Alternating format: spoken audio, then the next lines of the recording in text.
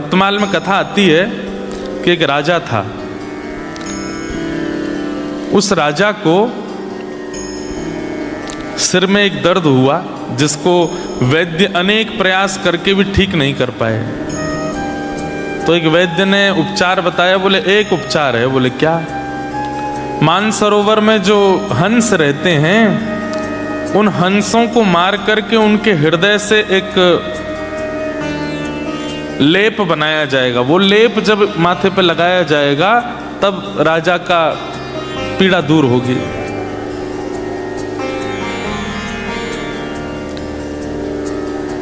राजा ने अपने सब सैनिकों को आज्ञा की, मानसरोवर जाओ और वहां से हंसों को पकड़ के लाओ, मेरा दर्द ठीक होना चाहिए।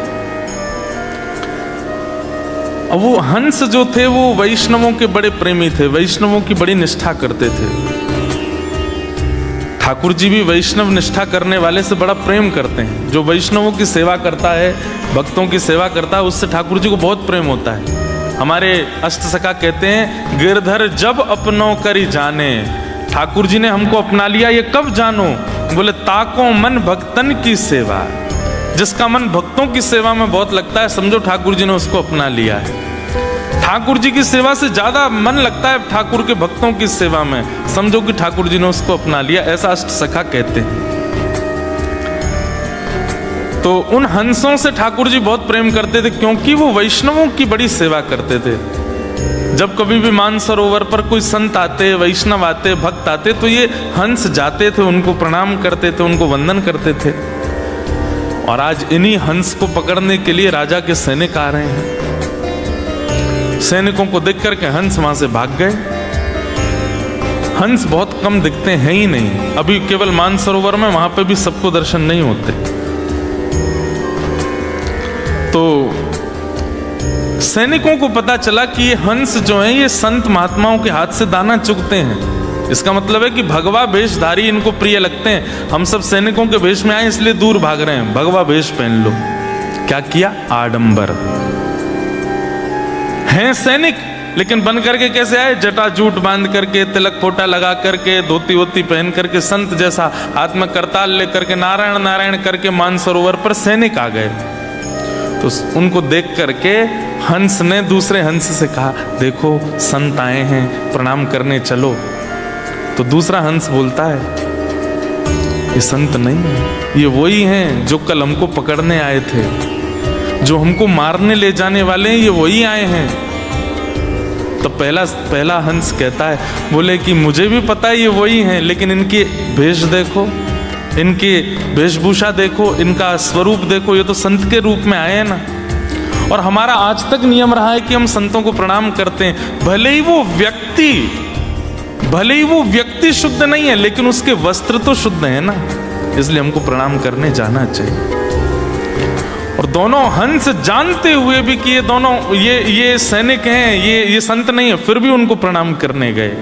और जैसे ही प्रणाम करने लगे, उन सैनिकों ने तुरंत अपना चोला हटा दिया और हंसों को बंदी बना करके जाले में बांध करके ले गए राजा के यहाँ। ठाकुर जी इस लीला को देख रहे थे। बहुत ध्यान से सुनना, जिन्होंने ये पत्र दिया वो तो बहुत ही ध्यान से सुनो। ठाकुर जी इस लीला को देख रहे थे और लक्ष्मी जी से बोले, देखो ये दोनों जानते थे कि ये सैनिक हैं, संत नहीं है, लेकिन केवल उनकी वेशभूषा संतों की थी, इसलिए चले गए और प्रणाम। देखो भैया, किसी को आगे करना है व्यवस्था, धीमे धीमे बोलना नहीं, हाँ बहुत धीमे धीमे, हमारा बहुत डिस्ट्रैक्शन हो जाता है। फिर क्या बता रहा था?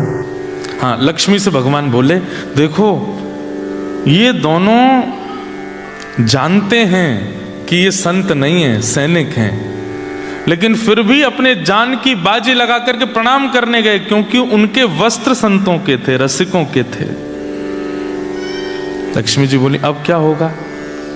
लक्ष्मी जी तो बोली, ये तो गलत बात है, चतुराई दिखानी चाहिए थी। जब जान गए सामने वाला वैष्णव नहीं है तो फिर उसके पास क्यों गए? ये तो मूर्खता है। ठाकुर जी बोले, तुम नहीं समझोगे।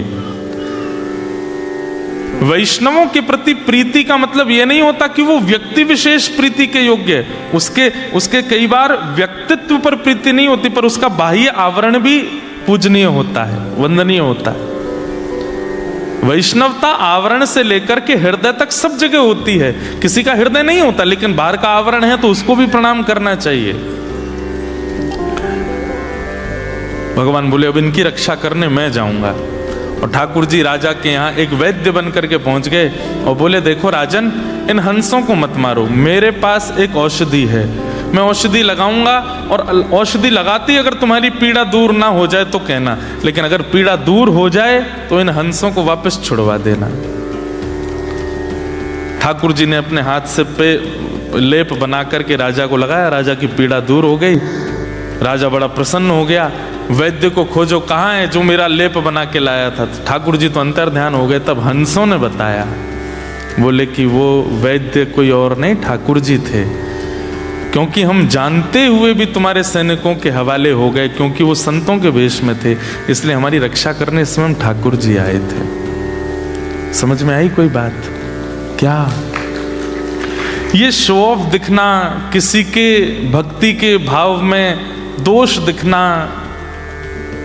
या किसी के प्रति ये भाव रखना कि ये तो केवल पॉपुलैरिटी के लिए या फिर केवल लोगों को दिखाने के लिए भजन करता है।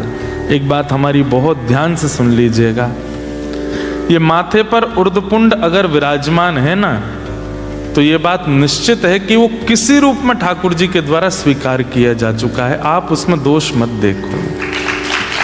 आपको